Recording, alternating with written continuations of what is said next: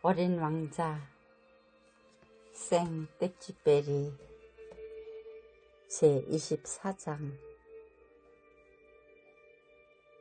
사막에서 비행기가 고장을 일으킨 지 8일째 되는 날이었다.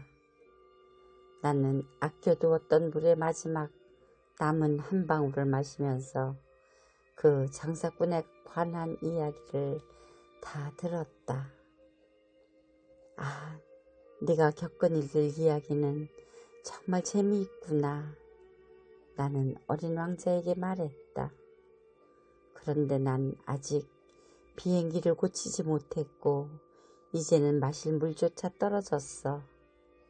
나도 무슨 샘을 향해서 천천히 걸어갈 수 있었으면 정말 좋겠다. 내 친구 여우는 얘야, 여우 얘기를 하고 있을 때가 아니야. 왜? 목이 말라 죽을 지경이니까. 어린 왕자는 내 말을 이해할 수 없다는 듯 대답했다. 죽을 지경이라 해도 친구가 있었다는 건 좋은 일이야. 난 여우 친구가 있었다는 게 기뻐. 이 애는 상황이 얼마나 위급한지 도무지 짐작을 못하는군. 나는 생각했다. 도무지 배도 안 고프고 목도 마르지 않은 모양이네. 그저 햇볕만 좀 있으면 족한가 봐. 그러나 어린 왕자는 나를 쳐다보더니 내 마음을 헤아린다는 듯 대답했다. 나도 목이 말라. 우리 우물을 찾으러 가. 나는 피곤하다는 몸짓을 해 보였다. 넓고 넓은 사막 한가운데서 무턱대고 우물을 찾아 나선다는 것은 당치도 않은 짓이었던 것이다. 그런데도 우리는 걷기 시작했다. 몇 시간 동안 아무 말 없이 걷고 나니 해가 지고 별들이 빛나기 시작했다. 갈증 때문에 열이 좀 있어서 그런지 별들이 마치 꿈속 같아 보였다. 어린 왕자가 한 말이 기억 속에서 춤을 추고 있었다. 그래, 너도 목이 마르단 말이지. 그러나 어린 왕자는 내 무릎엔 대답하지 않고 그저 이렇게만 말했다. 물은 마음에도 좋을 수가 있어.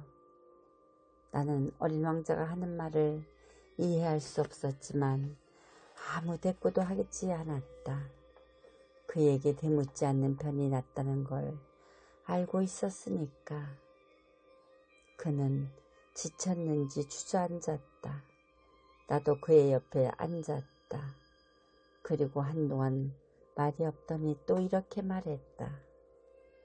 별들이 아름다운 건 눈에 보이지 않는 한 송이 꽃 때문이야. 나는 그래 하고 대답했다. 그리고 말없이 달빛을 받아 주름진 모래 언덕을 바라보았다. 사막은 아름다워. 어린 왕자가 말을 이었다. 정말 그랬다. 나는 언제나 사막을 좋아했다. 모래 언덕에 앉아있으면 아무것도 보이지 않고 아무 소리도 들리지 않는다. 그리고 무엇인가 침묵 속에서 빛을 발한다. 사막이 아름다운 건 어딘가의 샘을 감추고 있기 때문이야. 어린 왕자가 말했다. 나는 모래가 신비롭게 빛을 발하는 이유를 깨닫고 깜짝 놀랐다. 어렸을 적에 나는 아주 오래된 집에 살고 있었다. 그런데 전해오는 이야기에 의하면 그 집에는 곧 보물이 감춰져 있다고 했다. 물론 아무도 그것을 발견하지 못했다. 아니, 어쩌면 아무도 찾으려 들지 않았는지도 모른다. 그러나 그 보물로 인해서 그 집 전체가 신비한 마법에 걸려있는 것만 같았다. 우리 집은 그 깊숙한 곳에 어떤 비밀을 간직하고 있었으니까 말이다.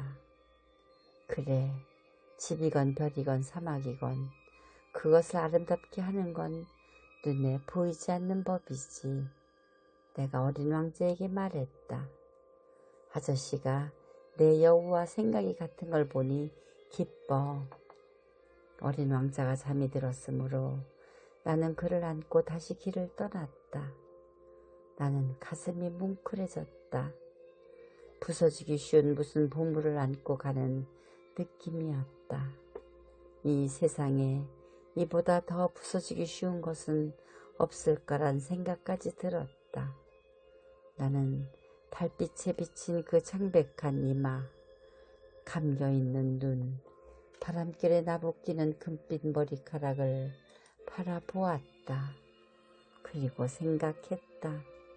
지금 내 눈앞에 보이는 건 오직 껍질일 뿐이야.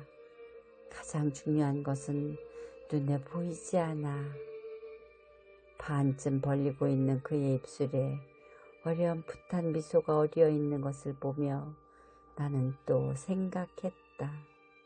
이 잠든 어린 왕자가 이렇게까지 내 마음을 감동시키는 것은 꽃 한 송이에 대한 그의 변함없는 마음, 잠들어 있을 때조차도 꺼지지 않는 등불처럼 그의 마음속에 빛나고 있는 한 송이 장미꽃 때문이야. 그래서 나는 그가 더욱 부서지기 쉬운 존재라는 것을 느낄 수 있었다. 당연히 등불을 잘 막아주지 않으면 안 된다. 바람이 거세게 불면 꺼질 수도 있으니까. 그리하여 나는 그렇게 걸어가다가 해가 뜰 무렵에 우물을 발견했다.